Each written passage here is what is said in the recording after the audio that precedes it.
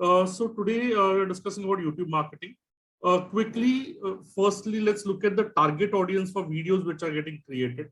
So there could be multiple target audiences. It could be your existing customers who are retail.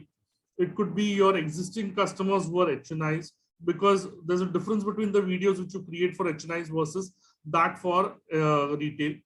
Then there could be prospective clients or people who you are looking at prospecting but are not your clients yet. They could also be there. Then you could have your own teams. So you guys are in marketing, so you are interacting with you are giving material or information or any processes to other teams, that also would be included here. And then the niche markets. Okay, so these are the broad categories of videos which we create, or the audiences which we have. If you have to quickly list down 25 different categories of videos which can be created, these could be some of them. So I have classified it as per the category. For retail investors or retail customers, we could look at specific scheme related videos of certain AMCs. So you deal with multiple AMCs, and any scheme related videos available that you can use. There could be specific technical videos like taxation, talking about long-term capital gains, short-term capital gains on equity, debt schemes, etc. HUS partnership firms, taxation is different, so that could be spoken about.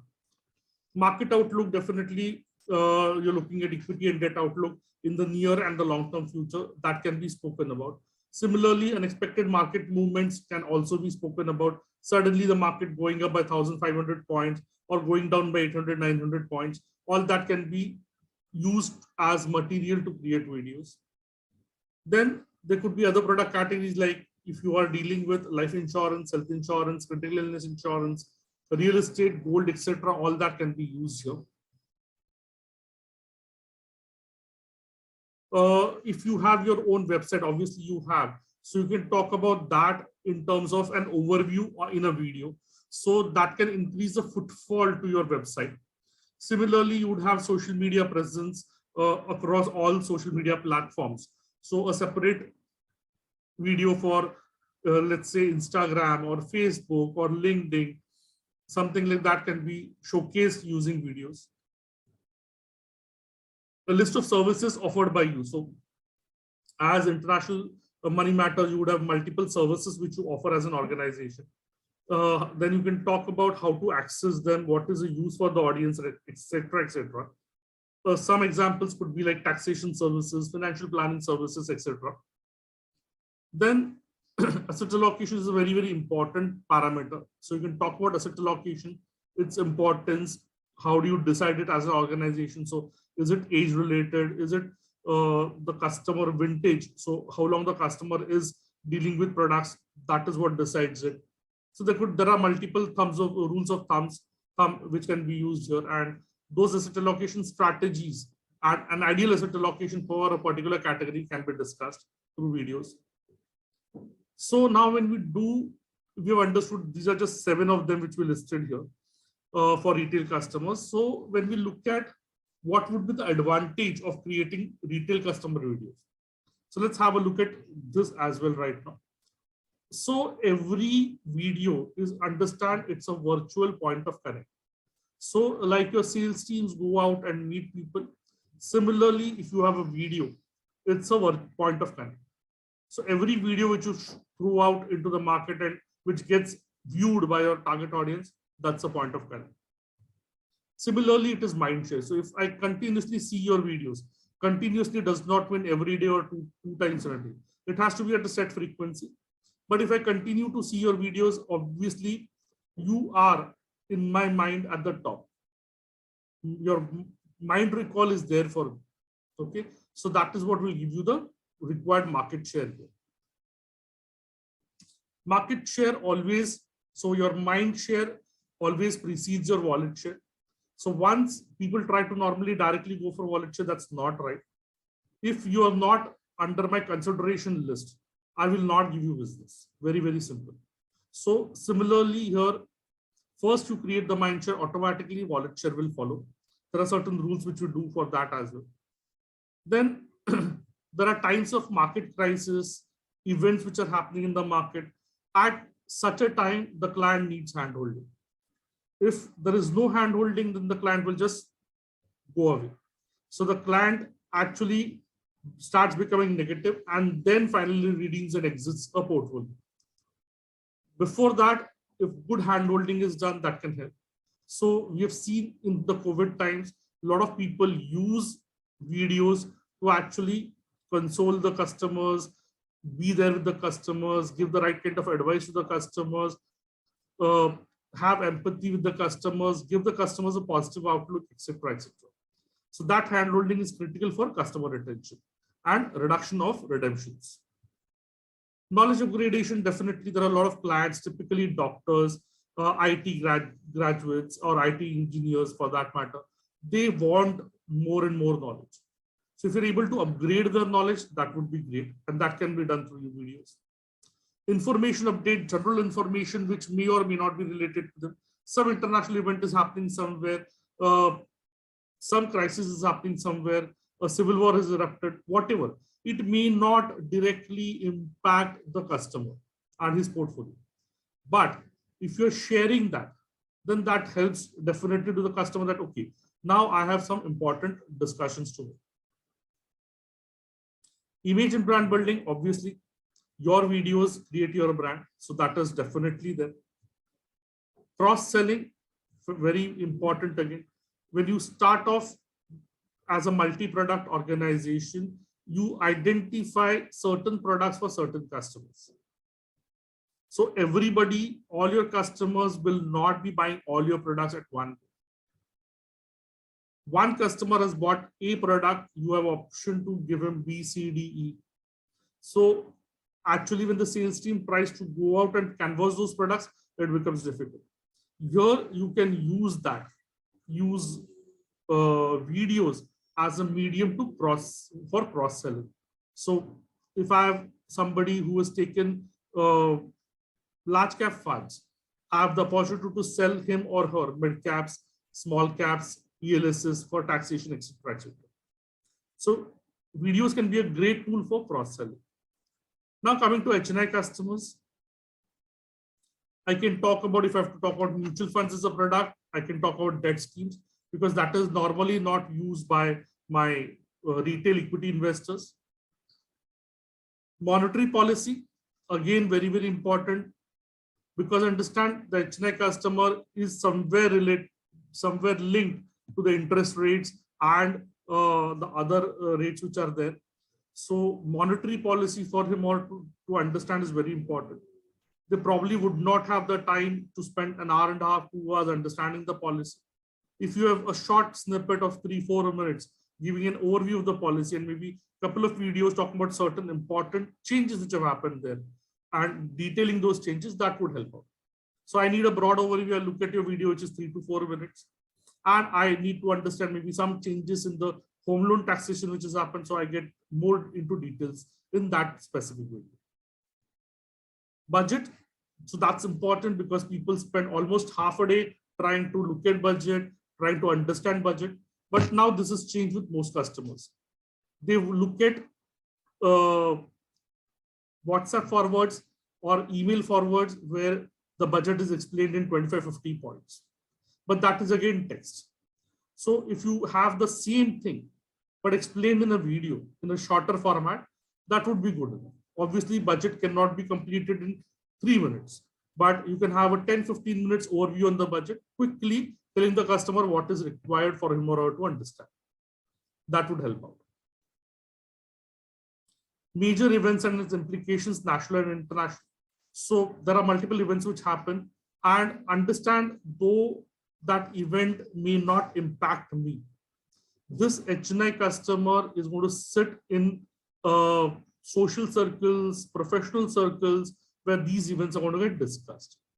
If you have given the customer some know-how about that event, he has 3, 4, 5 talking points, then that will definitely help him. So if I am your customer and I know that every important national and international event you are covering through your videos, I will just look at that for me to get some talking points when I'm discussing in my circles. Portfolio rebalancing is a concept which is not there for retail, but understood more for HNIs. So that is where we can use it. Okay. HNI customers, again, one more. So we did this. One more advantage is give that extra bit. So HNIs understand that of whatever business you guys do, that small bunch of them contribute 80 to 80% of your overall business. So when they expect services also, they expect it that way. So give that extra bit to the HNI customers, check what they want, and you can deliver that through your videos. There are different products which are only suited for HNI, so you can offer them that through this. Technical knowledge definitely is. So high-end strategies, portfolio rebalancing is what we saw that can be used here. Update on international events. Again, as I said, HNIs sit in social and professional circles where a lot of things get discussed. If they don't have talking points on that, they'll feel very embarrassed.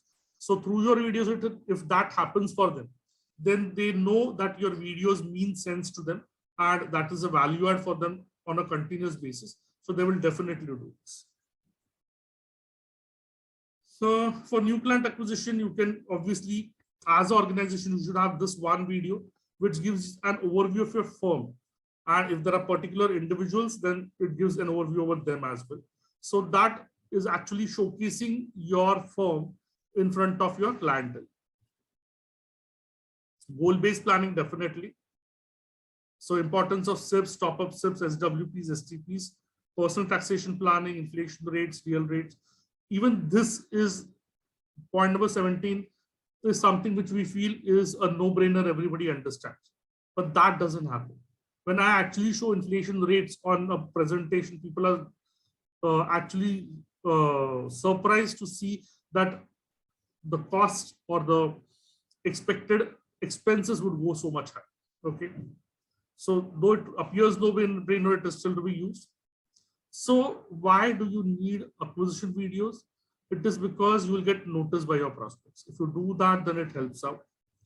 Similarly, you can create the differentiator. So that way, need creation can be done. Keep it simple in terms of videos. So whenever my thumb rule for a video creation is, after I've done a video, basic I've done, or I have the transcript ready with me, or I have the presentation ready with me before I actually shoot the video, I bounce it off with such people who are not subject matter experts.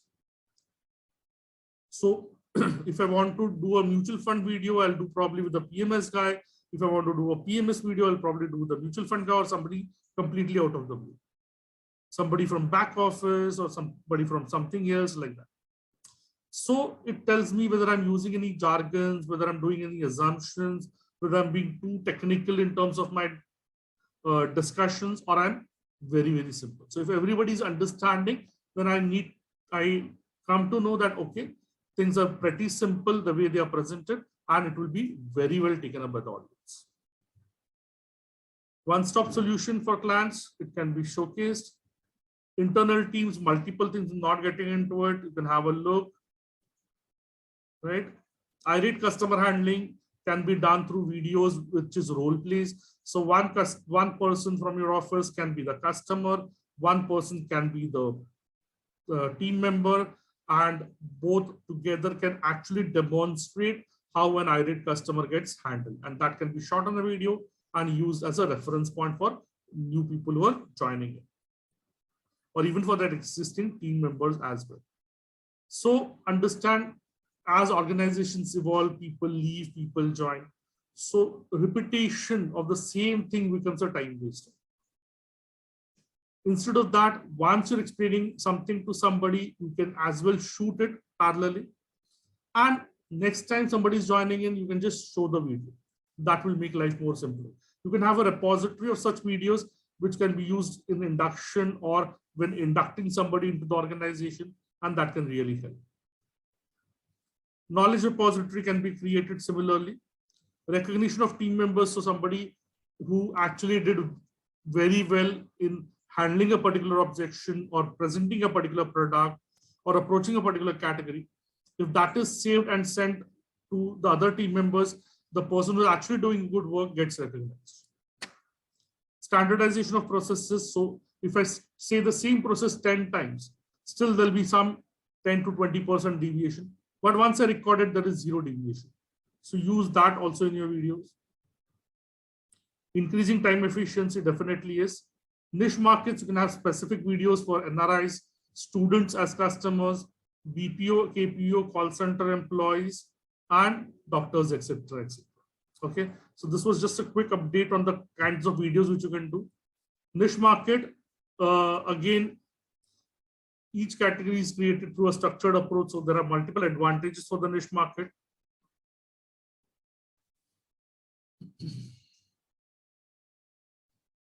Now, why YouTube marketing?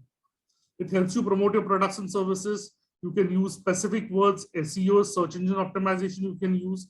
There are budget-friendly ways to expand your research reach. Since Google owns YouTube, YouTube ranks in one of the highest, YouTube has the highest ranking in terms of search results. So if you're searching anything on Google also, a lot of time YouTube videos pop up. So that's also good for us. So not only when searches happen on Google and searches happening on YouTube, both cases, YouTube videos throw up. Roughly 1.5 billion users, 300 plus hours of videos uploaded per minute, can address most common problems and questions about a product. So you don't need to repeat everything. You can just create a small video where questions are getting repeated, problems are getting repeated, and you can use that video to plug the gap. Length of the video is very, very critical. We'll come to the length of the video.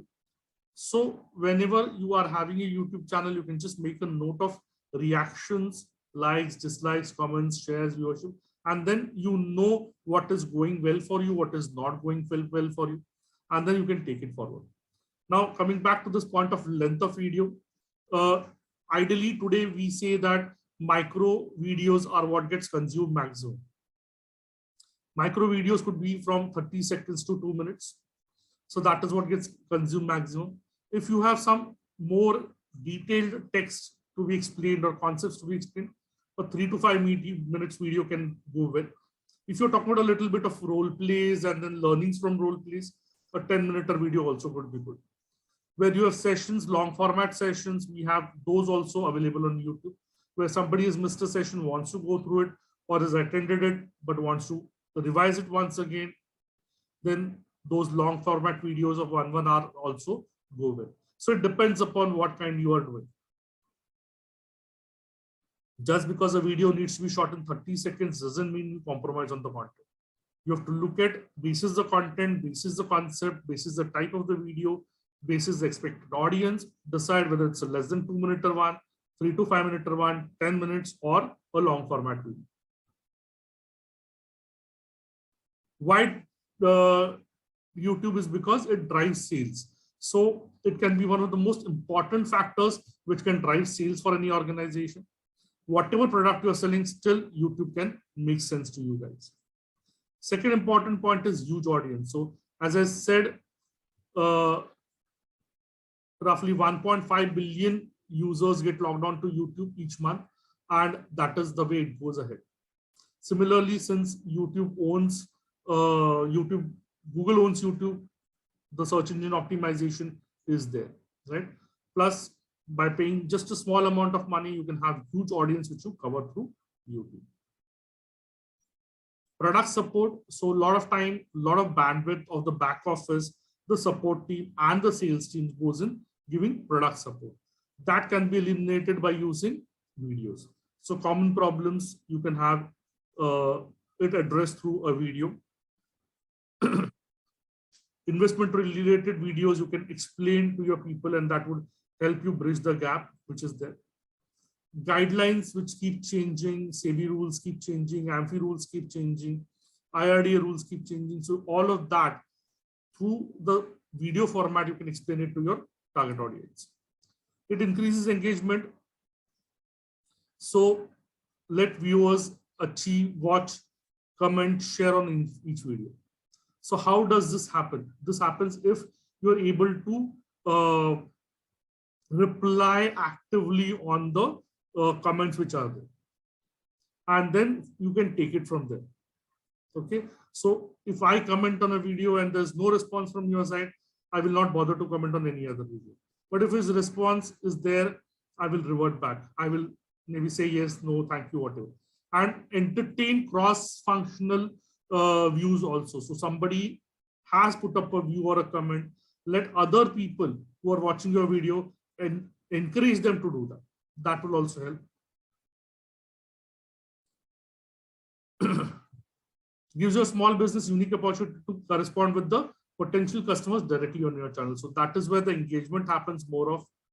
And make sure you have a different content every time. So don't repeat the content, ensure that the content changes so the engagement level is there. So if you feel that, as I said, monitor the analytics. If you feel that a particular video is, though you were very passionate about it, is not taking off well with the audience, either change that video, do some modifications, alterations, or completely scrap off that video. That's also fine. But you should ensure that the engagement levels are there with YouTube. Then what are the influencing factors? You have the title tags which are there. You have the length of the video. I've already explained that to you. You have reactions, likes, dislikes also matter to people. So if they see there are 100 likes, then that is what matters. We always talk about viral videos in today's world. So viral videos are something which get amplified multiple times to the tune at which cannot be counted. So reactions also matter there. How much of your audience is repeatedly coming back to your videos? That is also what is important. Unfortunately, you cannot track this live in YouTube, but you can still look at it in terms of the overall demographics. Number of subscribers earned after watching. So you can have a ratio between the viewership to the subscriber base. And as your viewership increases, your subscriber base would increase. Now, here a question for both of you is that what should we focus on? Should we focus on subscriber base or viewership? So what is your answer here? So a lot of people look at subscriber base to start off, but that is not right. If people are viewing your videos regularly, so I've watched your 5 videos, there's a good chance that I will subscribe to your channel. But if I subscribe to your channel first, I may or may not watch. So ensure that the viewership is also good enough, healthy enough, and as viewership increases, subscriber base should also increase. Otherwise, only your existing videos, your existing clients are watching the videos and nobody else. Comments, again, important to revert back on the comments. Take all comments, however negative, in a positive way.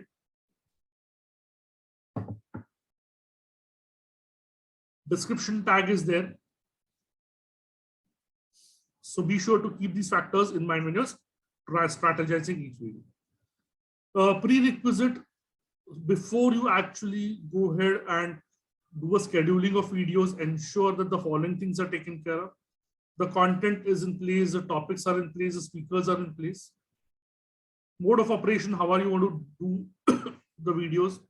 General guidelines, scheduling is important because we always say that at least 15 days of pipeline should be there with you before your first video is launched. It means that the next 15 days, whatever videos are going to be launched are already ready and in the pipeline. So that is important. You can schedule these videos in advance and then ensure that as and when you are trying to put it, you can send it forward. Production line also parallelly. So scheduling is the forward thing which is there. I know this video is going to work this time, this date. But the production line of churning out videos also should be in place, because if that is not there, there's a gap in the way you present the videos outside, the way you circulate videos outside, and that could be a major hindrance. So because you are not ready with the videos, you will have to stop promoting your videos, stop circulating your videos, stop uploading your videos, and that's not a good sign for any channel. Self-made videos or hiring professionals, both options are available. As an organization, you can definitely hire professionals, but if you have self-made videos also, it is quick churning.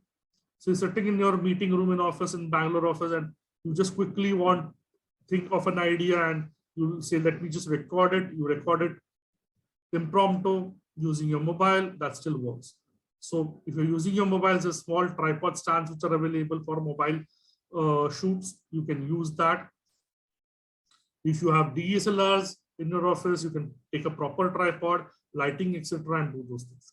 So professionals definitely will help you, but self-made videos also are very good way to churn out large number of videos in the office. Similarly, you can tell the your top management or the main key members that they can themselves shoot the videos this way. So that is way wherein you have almost 10, 12, 15 people shooting videos at different points in time, and you can combine them. That could put a lot of ease on your production line. Types of videos, we already discussed this. Costing, the return of in the ROIs on it. So that's going to be important.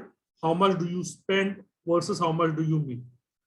So it shouldn't be just a cost burner, because if that's there, then one day the organization is going to take a call, let's stop this, and that's not the right way to do it. So ensure that your costing is within control.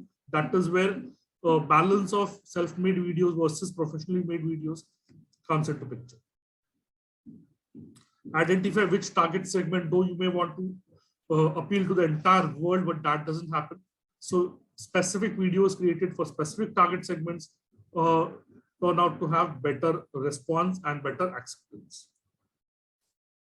Process, you are all aware. I don't have to tell you the process. I'm not getting into it.